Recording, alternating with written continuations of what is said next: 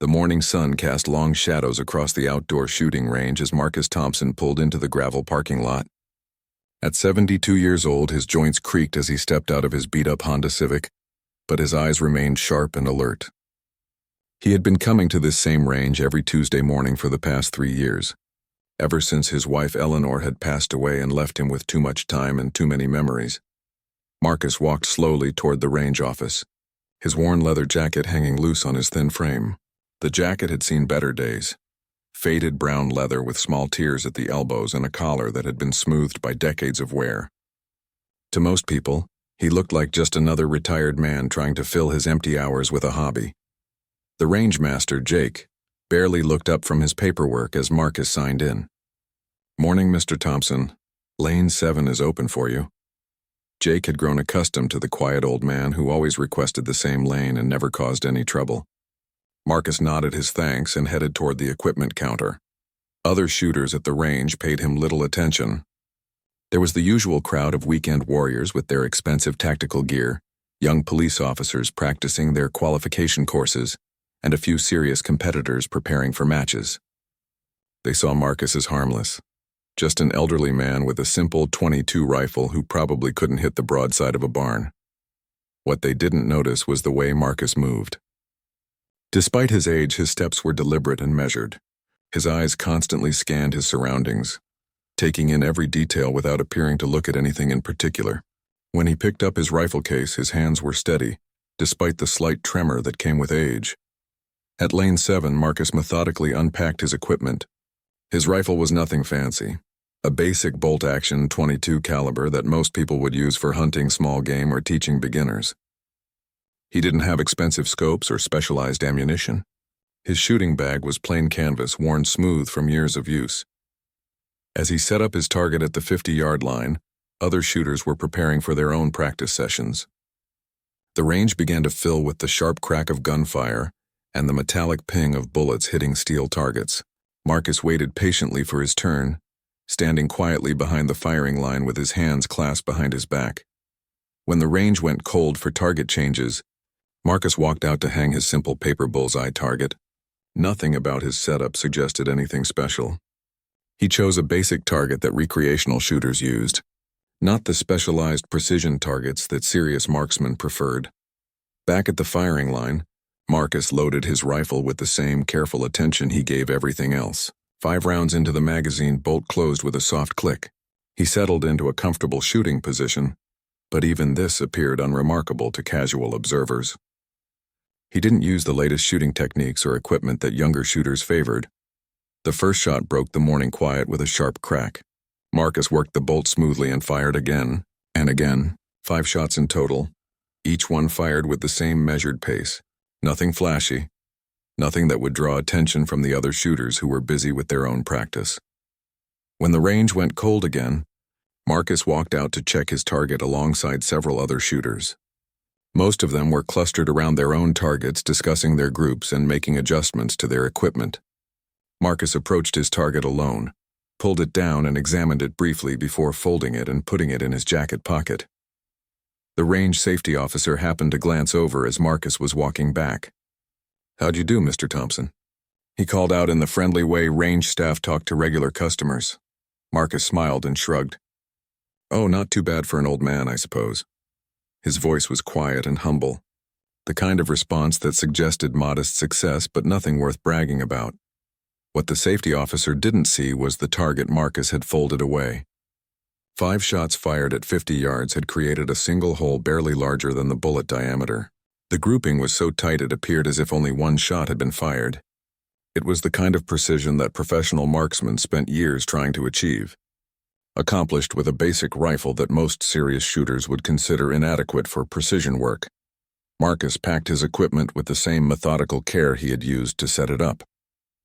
Other shooters were still arriving for their practice sessions, and the range was getting busier. He preferred the quiet morning hours when he could shoot without drawing attention, or having to make conversation with curious fellow shooters. As he prepared to leave, Marcus zipped up his old leather jacket against the morning chill. The jacket fit him like an old friend, comfortable and familiar. On the left sleeve, partially hidden by the way the jacket hung, was a small fabric patch. Most people never noticed it, and those who did rarely understood its significance. The patch was faded and worn, its colors muted by age and weather. It showed a crossed rifle and lightning bolt design that meant nothing to civilians. Even many military personnel wouldn't immediately recognize what it represented. But to those who knew, it told a story of exceptional skill and specialized training that very few soldiers ever achieved. Marcus walked toward his car, already thinking about the errands he needed to run before lunch. Behind him, the range continued its busy morning routine, filled with shooters who had no idea they had just witnessed something extraordinary, disguised as ordinary. They saw an old man with a simple rifle, not understanding that they had been in the presence of someone whose skills had once made him one of the most dangerous men in the world. Staff Sergeant David Rodriguez had been recruiting for the Army for 3 years, and he thought he had seen everything. Young men who talked tough but couldn't handle basic training. College graduates who wanted officer positions without understanding military life, and athletes who believed their sports skills would automatically make them great soldiers. His job was to find the right people for the right positions, and he prided himself on being able to spot potential in unexpected places. This Tuesday morning found him at the shooting range for a different reason entirely. His nephew Miguel was turning 18 next month, and had expressed interest in joining the military. David wanted to take him shooting to see how he handled firearms and to talk about the realities of military service away from the formal recruiting office environment. Miguel was nervous as they checked in at the range office. He had played video games and watched war movies, but had never held a real gun. David planned to start him with a .22 rifle and basic safety instruction, before discussing whether the military might be a good fit for his nephew's future. They were assigned to Lane 12, near the end of the firing line.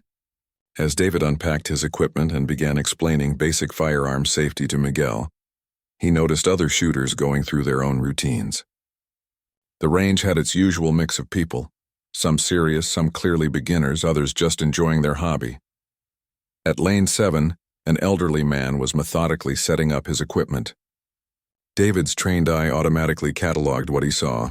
Older gentleman, probably retired, simple equipment, nothing that suggested military background. Just another civilian shooter enjoying his hobby. David turned his attention back to Miguel, who was listening intently to instructions about proper stance and grip. The morning progressed with David patiently coaching his nephew through basic marksmanship fundamentals. Miguel was eager but struggled with the concepts of breathing control and trigger squeeze. His first few shots scattered widely across the target, which was normal for a beginner. David offered encouragement while making mental notes about his nephew's potential aptitude. During a ceasefire period, as they walked out to check Miguel's target, David's attention was drawn to the older gentleman from Lane 7. The man was examining his own target with the same quiet intensity David had seen in some of his most skilled instructors. Something about the way the man moved caught David's professional attention. Miguel's target showed the typical pattern of a new shooter. Holes scattered across the paper with a few complete misses. David offered constructive feedback while secretly glancing toward the older man's target. From his angle, he couldn't see the results clearly, but he noticed the man's reaction. No excitement, no frustration, just a brief nod of satisfaction before folding the target and putting it away. Back at the firing line, David continued working with Miguel while keeping partial attention on the older shooter. The man's shooting rhythm was different from recreational shooters. There was a measured precision to his movements that spoke of extensive training and discipline. Each shot was fired with the same careful timing, and there was no wasted motion in his technique. What really caught David's attention was the man's breathing pattern. Even from several lanes away, David could see the controlled respiratory cycle that preceded each shot. It was a technique taught to military marksmen but rarely mastered by civilian shooters. The man's body position and rifle handling also suggested training that went beyond weekend hobby shooting. During another ceasefire, David found himself walking near the older gentleman as they both returned from checking targets. Up close, David noticed details that his recruiter's eye automatically processed. The man's posture was still military straight despite his age. His movements were economical and purposeful. Most telling were his eyes. They had the alertness that never quite left career soldiers. As the man folded his target again, David caught a glimpse of the paper. What he saw made him stop and look more carefully. The grouping was impossibly tight for a casual shooter with basic equipment. David had seen professional marksmen who couldn't achieve that level of precision consistently. "Excuse me, sir," David said politely. "I'm Sergeant Rodriguez with Army Recruiting. I couldn't help but notice your shooting. That's some impressive accuracy." The older man looked up with a slight smile. "Oh, just lucky, I suppose. Been coming here for a while now." His voice was modest, deflecting the compliment in a way that seemed genuine but felt practiced. David's recruiter instincts were fully engaged now. "What's your background, if you don't mind me asking?" "I work with a lot of young people interested in military careers, and I'm always curious about what draws people to precision shooting." "Just a hobby now," the man replied. "Helps pass the time since I retired." He was pleasant but clearly not interested in elaborating on his background. David noticed he didn't directly answer the question about his history. As they talked, David's eyes caught something that made his breath catch slightly. On the man's jacket sleeve, partially visible when he moved a certain way, was a patch that David recognized immediately. His own military experience included working with special operations personnel, and he knew the significance of what he was seeing. The patch showed a design that civilian shooters wouldn't understand, but David knew it indicated specialized sniper training from an elite military unit. It wasn't something that could be bought at a surplus store or earned through weekend warrior activities. That patch represented years of intensive training and operational experience at the highest levels of military marksmanship. David felt his perspective on the morning completely shift.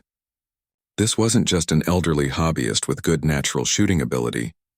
This was someone with advanced military training who was deliberately keeping a low profile. The modest demeanor and simple equipment were camouflage for skills that very few people ever developed. "Well, it's been nice talking with you," the older man said, beginning to pack his equipment. "Good luck with your nephew's training." He had noticed David's recognition of the patch and was politely ending the conversation before it could go deeper. David wanted to ask more questions, but his military experience taught him to respect when someone preferred privacy about their service. "Thank you, sir.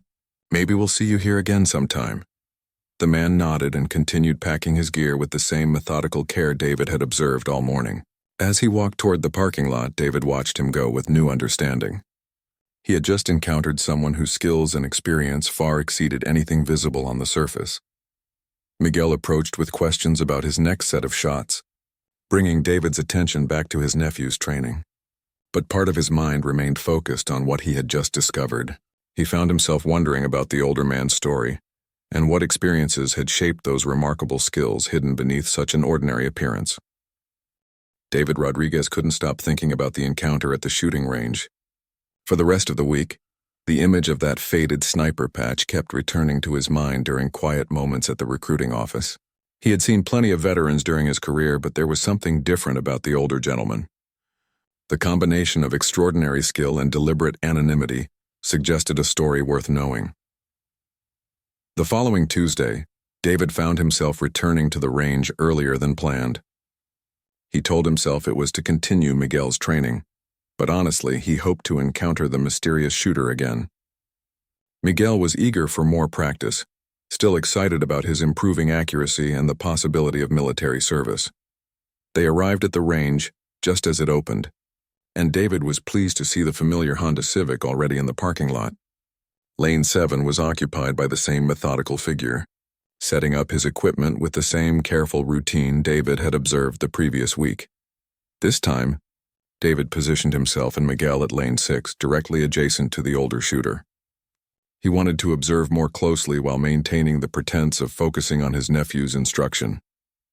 Miguel was unaware of his uncle's real interest and concentrated on applying the lessons from their previous session. As the morning progressed, David found opportunities to observe the older man's technique in detail. What he saw confirmed his initial assessment and added new layers of understanding.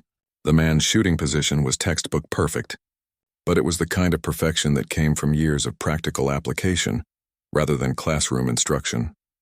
Every aspect of the man's routine spoke of advanced training. His pre-shot ritual was consistent to the second. His breathing pattern was so controlled it appeared almost mechanical. Most impressive was his natural point of aim. He settled into position and the rifle pointed naturally at the target center without conscious adjustment. During a ceasefire period, David struck up another conversation. "Mr. Thompson, wasn't it?" he said, remembering the name from the previous week's sign-in sheet. "That's right," Marcus replied. "And you're the recruiting sergeant. How's your nephew coming along?" "He's improving," David said, gesturing toward Miguel, who was examining his target with growing confidence. "I have to say, watching you shoot is educational for both of us. Your consistency is remarkable." Marcus smiled modestly.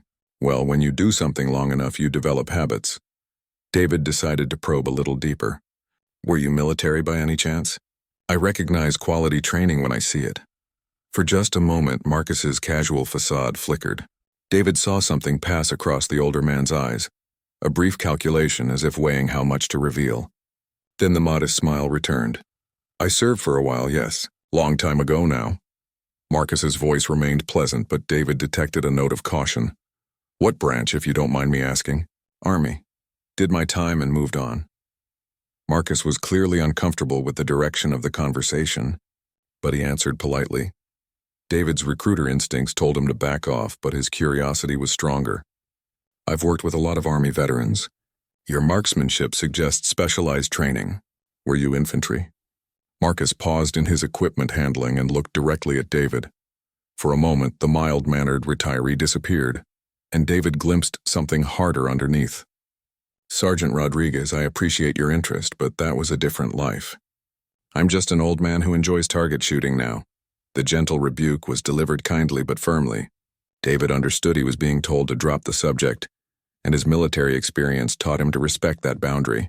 But the brief glimpse of Marcus's true nature only heightened his curiosity. Throughout the rest of the morning, David observed Marcus with growing fascination. Small details accumulated to paint a picture of someone with extraordinary background. The way Marcus scanned the range before settling into his shooting position, how he automatically positioned himself to maintain awareness of everyone around him, the casual way he assessed other shooters' techniques with expert eyes. Most telling was an incident that occurred near the end of their session. A new shooter at the far end of the range was having trouble with his rifle. The bolt was stuck, and the man was becoming increasingly frustrated, trying to force it open. Several people offered advice, but the situation was getting potentially dangerous. Marcus quietly set down his rifle and walked over to help. David watched as the older man approached the frustrated shooter with calm authority. Within seconds, Marcus had identified the problem. A case extraction issue that could have led to serious injury if handled incorrectly. "Hold on there, son," Marcus said gently. "Let me show you something." His voice carried natural authority that made the younger man immediately stop what he was doing. With practiced efficiency, Marcus safely cleared the malfunction and explained what had caused it. His instruction was patient but professional, covering not just the immediate problem but the underlying principles that would prevent future issues. David recognized the teaching style of someone who had trained others in high-stakes situations. The grateful shooter thanked Marcus profusely, clearly impressed by the expertise. Marcus waved off the thanks and returned to his own lane, but David had witnessed something significant. The way Marcus had taken charge of a dangerous situation spoke of command experience and technical knowledge that went far beyond recreational shooting. As they prepared to leave, David made one more attempt at conversation. "That was impressive how you handled that malfunction. You probably saved that guy from a serious injury." Marcus shrugged. "Just experience. You see enough equipment problems over the years, you learn how to fix them. That kind of experience could be valuable to young soldiers learning their trade," David said carefully. "Ever think about sharing your knowledge? Maybe some volunteer instruction or mentoring?" Marcus paused in zipping up his jacket. "I appreciate the thought, Sergeant, but I'm done with all that. These days I prefer to keep things simple." As Marcus walked toward his car, David noticed something he had missed before. The older man's gait wasn't just the careful walk of someone protecting aging joints. There was a slight irregularity in his left leg, so subtle that only someone trained to observe such things would notice it. It suggested an old injury, probably significant, that had healed but left permanent effects. The detail added another piece to the puzzle David was unconsciously assembling. A sniper patch, exceptional marksmanship skills, command presence, technical expertise, and what appeared to be an old combat injury. The picture being painted was of someone with extensive special operations background who had deliberately chosen anonymity in civilian life. Miguel approached with his target, excited about his improved grouping. As David praised his nephew's progress, part of his mind remained focused on the mystery of Marcus Thompson. He found himself wondering what stories lay behind that carefully maintained facade of ordinary retirement. David's curiosity about Marcus Thompson had evolved into something closer to obsession. Over the next few weeks, their Tuesday morning encounters became a routine. David would bring Miguel for continued training while positioning himself to observe Marcus's incredible shooting skills. Each week revealed new details that deepened the mystery surrounding the quiet retiree. Miguel's marksmanship was steadily improving under David's instruction, and the young man had definitely decided on military service after graduation, but David found himself as interested in studying Marcus's technique as in teaching his nephew. The older man's consistency was superhuman. Week after week, his targets showed the same impossibly tight groupings. During their fourth encounter, David decided to take a more direct approach. After the morning shooting session, he approached Marcus in the parking lot as both men were loading their equipment into their vehicles. "Mr. Thompson, I hope you don't mind me saying this, but I've been watching your shooting for a month now. What you're doing with that basic rifle is extraordinary. I've worked with some of the best marksmen in the Army, and your precision is at a level that very few people achieve." Marcus closed his trunk and turned to face David. For a moment, his carefully maintained mask of polite modesty slipped, and David saw a flash of something that might have been irritation. "Sergeant Rodriguez, I told you before that my military service was a long time ago. I'm not interested in discussing it or in any kind of recruitment activities. I just want to shoot my targets and go home." The rebuke was firmer this time, and David realized he was pushing too hard. But something about Marcus's reaction suggested that David was getting closer to something significant. The older man's discomfort seemed to go beyond simple desire for privacy. "I'm sorry if I'm being persistent," David said. "It's just that in my line of work I see a lot of young people who could benefit from learning from someone with your obviously extensive experience. Not necessarily formal training, but maybe just seeing what dedication and proper technique can achieve." Marcus studied David's face for a long moment, as if trying to determine whether the recruiting sergeant was genuinely interested in helping young soldiers or was pursuing some other agenda. "What exactly are you asking me?" Marcus said finally. David sensed an opening and chose his words carefully. "There's a regional marksmanship competition next month. Military and civilian shooters. Some of my recruits will be participating, including Miguel. I was wondering if you might consider entering, not for the military connection, just as an example of what civilian precision shooting can achieve." Marcus was quiet for so long that David thought he was going to refuse without another word. When he finally spoke, his voice was thoughtful rather than dismissive. "I haven't competed in anything for many years. I'm not sure I'd be comfortable with that kind of attention." "It's a relatively small event," David pressed gently. "Maybe 50 shooters total. The focus is on skill development rather than big prizes or publicity. Miguel and the other young shooters would benefit from seeing your level of precision, whether they understand your background or not." Marcus looked across the parking lot toward the range building, where other shooters were coming and going with their equipment. David could see him weighing the decision, and for the first time the older man seemed to be seriously considering stepping outside his carefully maintained routine. "What kind of competition format?" Marcus asked. "Multiple distances, various target types. Some precision work, some practical shooting scenarios. The idea is to test well-rounded marksmanship skills rather than just one specialty." Something about the format description seemed to catch Marcus's interest. David noticed a subtle change in the older man's posture, a slight straightening that suggested engagement with the challenge being described. "I assume there would be different categories for different skill levels?" Marcus asked. "Yes, though honestly, based on what I've observed, you'd probably be competitive in the expert category regardless of your equipment." Marcus was quiet again, but David could sense him working through the implications. Finally, he spoke with what sounded like reluctant interest. "If I were to consider this, it would be as a civilian shooter only. No discussion of military background.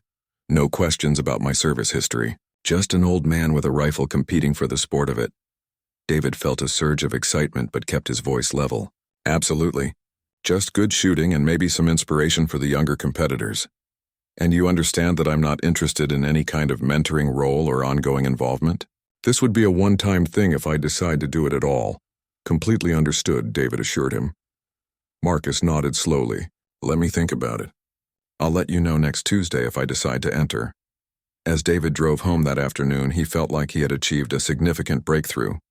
Getting Marcus to even consider public competition was more progress than he had expected. But he also sensed that he was still missing major pieces of the puzzle surrounding the mysterious shooter. That evening, David found himself researching military sniper training programs and trying to understand what Marcus's patch might indicate about his background. The more he learned, the more impressed he became with what those credentials represented. Elite sniper training was extremely selective, and the operational requirements were among the most demanding in military service. The following Tuesday, Marcus arrived at the range with what appeared to be a different energy. His routine was the same, but David detected a subtle change in his demeanor. When they spoke during a break-in shooting, Marcus seemed less guarded. "I've decided to enter your competition," Marcus said without preamble. "On the conditions we discussed." David tried to contain his excitement. "That's great news. I think it will be good for everyone involved." "There's one more thing," Marcus added. "I may need to borrow some different equipment for the competition. My .22 rifle is fine for my usual practice, but I suspect the competition will require something with more capability." David's mind raced with the implications. If Marcus was concerned about equipment limitations, it suggested he knew exactly what would be required for serious competition shooting. This wasn't a casual decision by a hobby shooter, but a calculated assessment by someone with professional-level understanding. "I can arrange access to whatever you need," David said. "We have connections with several gun shops and competitive shooters who would be happy to help." Marcus nodded. "I'll need to do some practice with different rifles before the competition. It's been a long time since I've shot anything beyond recreational distances." The casual way Marcus mentioned recreational distances made David wonder what he considered serious shooting distances. For most civilian shooters, the 50-yard targets Marcus used would be challenging enough, but his comment suggested experience with much longer ranges under more demanding conditions. As the morning session ended, David realized that agreeing to the competition might be the beginning of Marcus revealing more about his carefully hidden background. For the first time since their encounters began, David sensed that the mysterious retiree was ready to show at least some of what lay beneath his modest exterior. The week leading up to the marksmanship competition brought unexpected changes to Marcus Thompson's routine. For the first time in 3 years, he arrived at the range on days other than Tuesday. David had arranged for him to test different rifles and practice at the longer distances the competition would require. Wednesday afternoon found Marcus at the range with a borrowed precision rifle, a modern, bolt-action chambered in .308 Winchester with a high-quality scope. David watched from the range office as Marcus examined the weapon with the thoroughness of someone who understood that his life might depend on knowing every detail of his equipment. The transformation was subtle but unmistakable. Marcus's casual demeanor remained, but his movements became more focused and deliberate. When he settled into shooting position with the new rifle, David saw glimpses of the professional marksman that Marcus had worked so hard to conceal. The competition would include targets at distances up to 600 yards, far beyond the 50-yard range where Marcus typically practiced. David was curious to see how the older man would adapt to the longer shots, but he wasn't prepared for what actually happened. Marcus's first shot at the 300-yard target was a center hit. His second shot was also dead center. By the fifth shot, David realized he was watching something extraordinary. The grouping at 300 yards was tighter than most competitive. Shooters achieved at 100 yards word spread quickly around the range that the quiet old man from Lane 7 was, demonstrating remarkable shooting skills. Other shooters began gathering to watch, though Marcus seemed oblivious to the attention. His focus was entirely on the targets and the feel of the unfamiliar rifle. Jake, the range master, approached David with obvious amazement. "Where did you find this guy? I've been running this range for 15 years and I've never seen anything like what he's doing." David could only shake his head. "I'm not sure I found him as much as he let me find him." When Marcus moved to the 600-yard line, the gathered shooters fell silent. 600 yards was serious precision shooting territory, requiring not just skill but understanding of wind conditions, ballistics, and atmospheric effects. Most recreational shooters never attempted such distances. Marcus spent several minutes studying the range conditions, observing wind flags and mirage patterns with the intensity of someone making critical calculations. When he finally settled into position, his preparation routine was noticeably different from his casual practice sessions. The first shot at 600 yards took nearly 2 minutes from position to trigger pull. Marcus controlled his breathing, made minute adjustments to his sight picture, and fired only when every variable was perfectly aligned. The target monitor showed a center hit. 4 more shots followed with the same methodical precision. When the final target was retrieved, the 5 shots had created a group that could be covered with a silver dollar. The watching shooters erupted in spontaneous applause, but Marcus simply nodded and began cleaning the rifle. David approached as Marcus was packing the borrowed equipment. "That was incredible shooting. How does it feel to be back at those distances?" Marcus paused in his packing. "Different from what I remember, but the fundamentals don't change." For the first time, he didn't deflect or minimize what he had accomplished. "What you just did is world-class precision shooting," David said. "Some of the people watching have been competing for years and have never seen groupings like that." Marcus finished packing and stood slowly, favoring his left leg slightly. "It's just mechanics, Sergeant. Breathing, sight alignment, trigger control. The same things you're teaching your nephew." But David knew better. What he had witnessed went far beyond mechanical technique. The way Marcus read wind conditions, calculated holdovers, and adapted to an unfamiliar rifle spoke of extensive training and operational experience under pressure. As they walked toward the parking lot, David decided to push once more for information. "Mr. Thompson, what you demonstrated today is the result of serious professional training. I understand you prefer privacy about your background, but someone taught you skills that very few people ever develop." Marcus stopped walking and looked directly at David. For a long moment, the two men studied each other. Finally, Marcus spoke with quiet intensity. "Sergeant Rodriguez, there are some things in a man's past that are better left buried. I learned to shoot because the mission required it. I got good at it because other people's lives depended on it. When I came home, I chose to leave that part of my life behind." The simple statement carried weight that made David understand he was hearing something important. This wasn't false modesty or casual deflection. Marcus was acknowledging his background while making it clear that discussion was unwelcome. "I respect that," David said, "but I hope you understand that young soldiers today could benefit from learning from someone with your experience." Marcus was quiet for several steps. When he spoke again, his voice was softer. "The competition will be enough.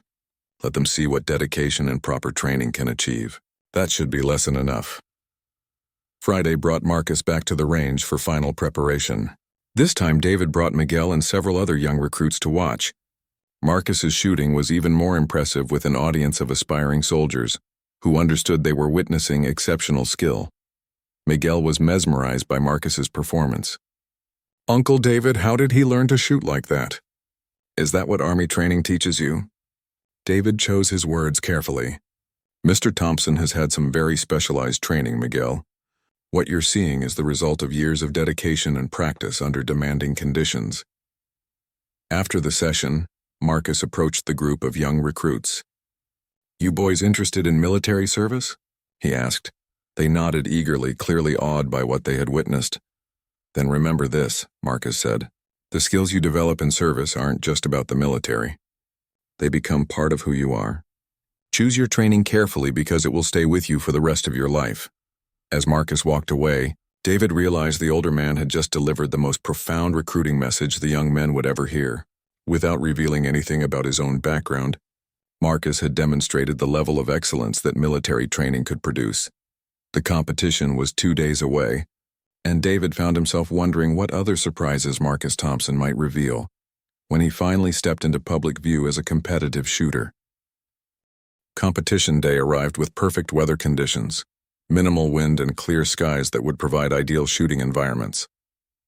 The regional marksmanship event had drawn 53 shooters from across 3 states, ranging from serious competitive marksmen to enthusiastic amateurs hoping to test their skills against more experienced shooters. Marcus arrived early, driving his familiar Honda Civic into a parking lot filled with expensive pickup trucks and SUVs loaded with precision shooting equipment. He carried his borrowed rifle in a basic case, accompanied by a small bag of ammunition and essential accessories. Compared to the elaborate setups other competitors were unloading, his equipment appeared modest and understated. David was already at the registration table, helping with check-in procedures and looking for Marcus's arrival. When he spotted the older man walking toward the registration area, David felt a mixture of excitement and nervousness. He had built up Marcus's abilities in his own mind, but competitive shooting under pressure was different from practice sessions. "Good morning, Mr. Thompson," David said as Marcus approached the table. "Ready for this?" Marcus smiled with what appeared to be genuine calmness. "As ready as I can be, I suppose. It's been many years since I've done anything like this." The registration volunteer, a competitive shooter named Patricia who helped organize the event, looked up from her paperwork. "First time competing with us?" she asked pleasantly. "First time competing anywhere in quite a while," Marcus replied. "I'm probably a bit rusty." Patricia handed him his competitor number and scoring cards. "Well, the important thing is to have fun and shoot safely. The competition is divided into 4 stages, 100, 200, 300, and 600 yards. 5 shots at each distance. You'll be shooting in the expert category based on your registration." David had recommended the expert category, despite Marcus's protests that he should compete with recreational shooters. After witnessing the practice sessions, David knew that Marcus would be competitive against anyone. As the morning progressed, competitors began their shooting sequences at the various distance stations. Marcus was assigned to start at the 100-yard line, where most shooters found their rhythm before moving to longer distances. David positioned himself where he could observe without interfering. The first stage went exactly as David expected. Marcus's 5 shots at 100 yards created a group so tight that the scoring officials had to use magnifying glasses to separate the individual bullet holes. Other competitors began taking notice, whispering among themselves about the quiet older gentleman who was shooting with remarkable precision. Miguel and several other young recruits had come to watch the competition. They gathered near David, clearly excited to see how Marcus would perform against serious competitive shooters. "Uncle David, look at his target," Miguel whispered. "It looks like he only fired 1 shot." At the 200-yard station, Marcus's performance drew a small crowd of spectators. Word was spreading through the competition that something special was happening. His grouping at 200 yards was even more impressive than at 100, defying the normal expectation that precision would decrease with distance. Patricia, the registration volunteer who was also serving as a range officer, approached David with obvious amazement. "Where did you find this shooter? His scores are unlike anything I've seen in 15 years of organizing these events." David smiled but kept his voice low. "Mr. Thompson is a very private person, but he's obviously had some excellent training somewhere along the way." The 300-yard stage brought Marcus's first real test against wind conditions. A light breeze had developed, requiring shooters to calculate hold-off and make adjustments for bullet drift. Most competitors struggled with the changing conditions, but Marcus adapted with the ease of someone who had made such calculations countless times under far more challenging circumstances. His shooting rhythm remained consistent despite the wind. Before each shot, Marcus would observe the wind flags for several seconds, make tiny adjustments to his scope, and then fire with the same controlled timing he had displayed in practice. All 5 shots clustered in the center of the target, showing that the wind calculations had been perfect. By the time Marcus moved to the final 600-yard station, he had attracted the attention of nearly every competitor and spectator at the event. Veteran competitive shooters were studying his technique, trying to understand how someone they had never heard of was achieving such extraordinary results. The 600-yard stage was where many competitors saw their scores suffer significantly. The long distance magnified every small error in technique and required precise understanding of ballistics and environmental factors. Experienced competitors often considered themselves successful if they could keep all 5 shots on the target at that distance. Marcus spent more time preparing for the 600-yard shots than he had at any previous station. He studied the mirage patterns through his scope, observed wind indicators at multiple points between his position and the target, and made careful adjustments to compensate for the bullet's trajectory over the extended distance. His first shot was called as a center hit. The second shot was also dead center. By the 4th shot, the range had fallen unusually quiet as other shooters stopped their own activities to watch. When Marcus fired his fifth and final shot, achieving another perfect center hit, spontaneous applause erupted from the spectators. The final scoring took place in an atmosphere of anticipation, unlike anything David had experienced at previous competitions. Marcus had achieved something that bordered on the impossible. Perfect or near-perfect scores at all four distances with equipment that most serious competitors would consider inadequate for precision work. When the results were announced, Marcus Thompson had won the expert category by a margin that made the competition seem almost unfair. His combined score was higher than some professional marksmen achieved with custom-built rifles and premium ammunition. More importantly, his performance had inspired every young shooter present to understand what dedication and proper training could accomplish. As the awards ceremony concluded, several competitive shooters approached Marcus seeking advice about technique and equipment. He answered their questions politely but generally, avoiding specific details about his training background while offering helpful observations about fundamentals. Miguel approached with his certificate for improved junior shooter, clearly excited about his own performance but obviously awed by what he had witnessed. "Mr. Thompson, that was incredible. How long did it take you to learn to shoot like that?" Marcus considered the question seriously before answering. "A long time, son. And a lot of practice under some very demanding teachers. The important thing to remember is that these skills aren't magic. They're the result of understanding principles and applying them consistently." David overheard the exchange and realized that Marcus was sharing wisdom without revealing specifics, inspiring the young shooters while maintaining his privacy about his military background. As the event concluded and competitors began packing their equipment, David approached Marcus one final time. "Thank you for doing this. I think you've given these young people something important to think about regarding excellence and dedication." Marcus nodded while carefully packing the borrowed rifle. "They're good kids with potential. Military service will give them opportunities to develop skills they never knew they had." He paused, then looked directly at David.